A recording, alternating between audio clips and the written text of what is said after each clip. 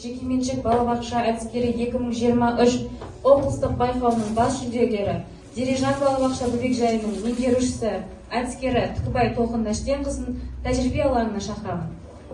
Дәстүр мен жаңашылдықты тоғыстырған келесі бөлімде меңгеруші әдіскеріміз асықтан жаңа форматтағы ойындар топтамасын ұсынады.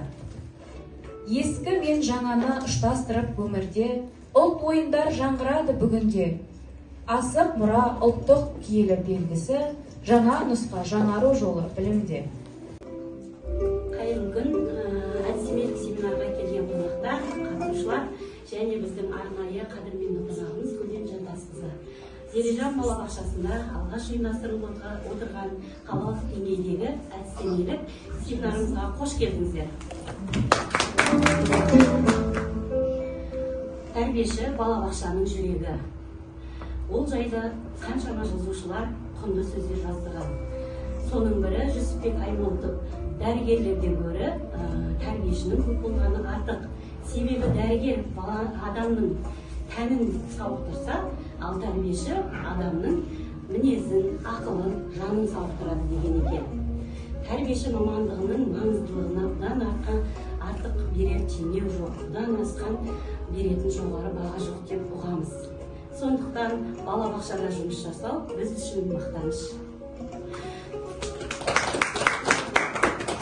Балабақша қызметкерлерінің, мамандарының негізгі жұмыстарының басты маңыздысы ол Қазақстан Республикасының оқу-ағарту министрінің 2022 жылғы 14 қазанда шығарған 422 бұйрығы мектепке дейінгі тәрбие және оқытудың үлгілік оқу бағдарламасындағы міндеттерді балаларға ойын әрекеті арқылы меңгерту болып табылады.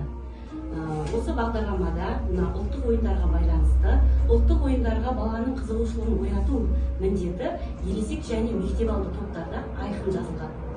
Осы міндеттерді жүзеге асыруда педагог өзінің шығармашылығын, креативтілігін, тәжірибесін пайдаланады. Ал мен жас мамандарға әдістемелік сүйемелдеу көрсету ол әдіскердің басты міндеті деп ойлаймын. Сондықтан осы жерде отырған жас мамандарды тәжірибе алаңына шақырып, асықтан жаңаша форматта ойындар ұйымдастыру жолдарын көрсеткім келеді. Асық тек шерту, иіру арқылы ойналатын қимылды ойынға ғана қолданып қана қоймай, оны дидактикалық үстел ойындарына пайдаланудың жолдарын көрсеткім келеді. Сол үшін қазір жас мамандарға ұсынатын ойындарымды таныстырып өтейін. Менде асықтар таңдалды. Асық ол жестер біздің мәдени мұрамыз, асық қазынамыз, асықтың баланы дамытуға қосатын үлесі мол. Баланың ол қол-сақ моторикасынан бастап, сенсорикасын дамытады, ой өрісін, зейінін арттырады, есте сақтау қабілеттерін дамытады және танымын арттырады екен. Сондықтан асықтан ұсынатын ойындарының ең бірінші кезей деп аталады. Кезей ойында мына бауға тізілген асықтарда және мынандай карточкалар бар, сандар. Осы санның біреуін қойып, сол санның құрамын осы асықтарды қосындысы ретінде шығаруға болады. Мысалы, 4 болса, 3 пен 1-дің қосындысы 4 болады деп, қосқанда 4 болады деп, математика негіздерінен осындай ойынды асықпен ойнауға болады, дидактикалық ойын ретінде. Кезей ойыны. Одан кейін келесі екінші ойыным асықты отау ойыны деп аталады. Мұнда мынандай түрлі карточкалар берілген. Соның түсі бойынша асықтарды алып, тізіп, бала сенсорикасын дамытып, танымын арттырып ойнай алады. Және мынандай цифрлар берілген. Санның таңбасына қарап отырып, осы сандарға түсіне сәйкес асықтарды таңдап, 6 санына 6 асықты санын сәйкестендіріп, тізіп ойнайды. Одан кейін келесі ойыным асық ату ойыны. Бұл жерде футбол алаңына ұқсас, балаларға өте қызықты, тәжірибемде көріп жүріп, асықты шерту арқылы келесі ойыншының қақпасына өткізеді. Егер асығына тисе, асығын алып кетеді. Ал егер тигізе алмаса, асығы сол қарсыластың бетінде қалып қояды. Сөйтіп, ойын кімде асық таусылғанша жалғастыруға болады. Мына жерде шыр ойыны шерту арқылы ойналады. Бұл жерде әр 2 адам ойнаса болады. Әр адамға 2 түсте бөліп береміз. Ойынның бастаушын анықтау үшін бұрынғы ойынның дәстүрімен асық шереміз. Кімге алшы түссе, сол бастайды. Егер алшы түсірамай 3 рет тәуге түсірсе, болмаса 3 тәуге түсірген адам бастайды кете береді ойында. сосын шерту арқылы мына шырдың шеңберіне кіріп қанша асықты құлатып алады, соны барлығын өзіне алып отырады. Асық таусылғанша ойнайды. Ал келесі ойыным асықтар монополиясы. Мұнда текше бар, түрлі түсті асықтар бейнеленген. Әр ойыншы екі түстен таңдап алады өзіне. Жасыл мен сарыны, көк пен қызылды. Текшені епті шерудің арқасында өзінің асығын дәл түсірсе, түсін тауып, сол арқылы бір қадам алға аттап жүріп отырады. Кімнің екі түсті асығы ортаға шеңберге келіп жетеді, сол ойыншы жеңімпаз болып табылады. Одан кейін шертпек ойыны, шерту арқылы ойнаймыз. Мына жолақта орналасқан сақа, асықтың ең үлкен сақа деп атайды, майдаларын асық деп атайды, ұсақтарын. Мына сақамен ату арқылы, шерту арқылы қанша асықты құлатып алады, соншаны ұтып алады. Енді бұлай әлеуметтік желіден де жан-жақтан да күнде ойындарды көріп өсіп кетіп жатамыз ғой.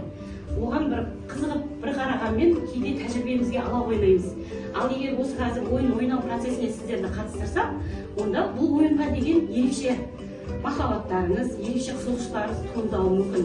Сөйтіп әстемек қоржындарыңызға алсаңыздар, алдағы уақытта пайдаланып жүрсеңіздер, нұр үстіне нұр болар еді. Сол себептен тәжірибе алған жас мамандарды шақырғым келеді. Тайқазан ойыны бұл сенсориканы дамытуға арналған қазан ошақ, мына отырған кәдімгі. Мінекейіңіз. Сосын мына шелекте қасықпен өзінің мына шелектің түсіне сәйкестендіріп түстерді. Қасықпен ептілікті дамытып ойнайды балалар. Әркім өз шелегіне өзінің түсін жинайды. Сәттілік ортаға шақырамыз, жас мамандар болса, ойнайын деушілер болса.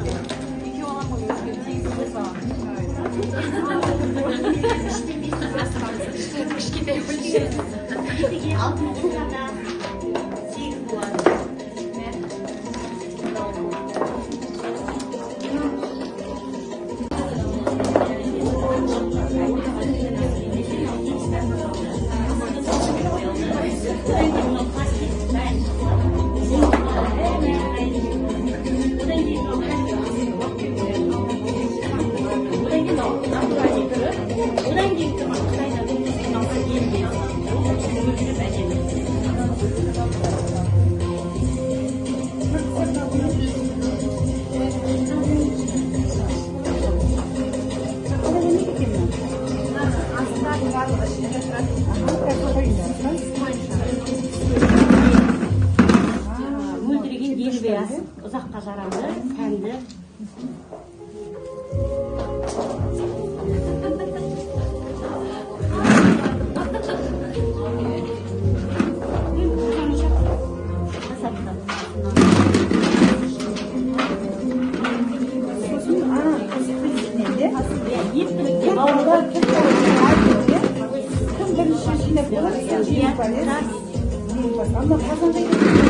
Қазан жасалды, айда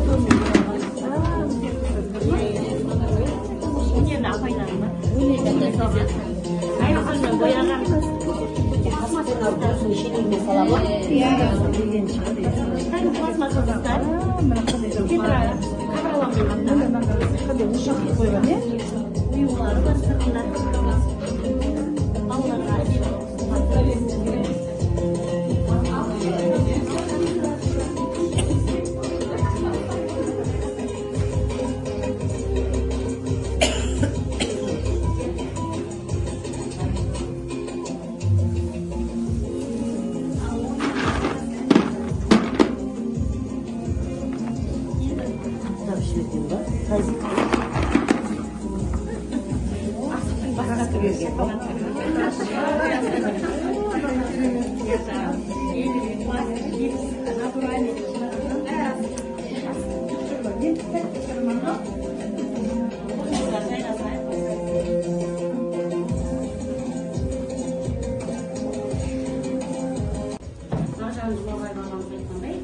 алғалаштың басы болса, төр ұстаздікі дейді ғой. Сол төрден басымыз түспесін, әрқашан мәртебеміз жоғары болсын, ата-анадан алғанымыз тек қана алғыс болсын. Енді асық сөзінің қазақ тілін оқып бәріміз амойын сөздер ғой, әртүрлі мағынасы бар. Асық деген асық ойындағы сүйектің атауы ғана емес, асықты баяндауыш және жетістіктерінде қимылды білдіретін сөз ретінде де қолданамыз, иә? Асығу, бір нәрсеге асығу, тездету, асығу деген. Сол сияқты мына менің қолымдағы ендігі бір түрі шоколадты асықтарымды қолдан жасаған сіздерге ұсынғым келеді, және бір жаңағы жақсы бір қимыл сөзді қосып айтқым келеді. Мейірімді, әрқашан мейірімді болуға асық. Әрқашан күлімсіреп жүруге асық. Ал тәрбиешілерге шыдамды болуға асық. Төзімді болуға асық деп. Әрқашан балаларға қуантуға асық деген мағынада осындай асықтарды таратқым келеді.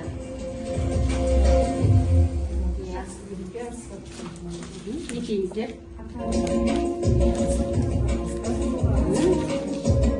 Үздік болуға асық, креативті болуға асық, шығармашыл болуға асық деп бар. Барлық осы жақсы қимыл сөздерді бәріңізге тілеймін.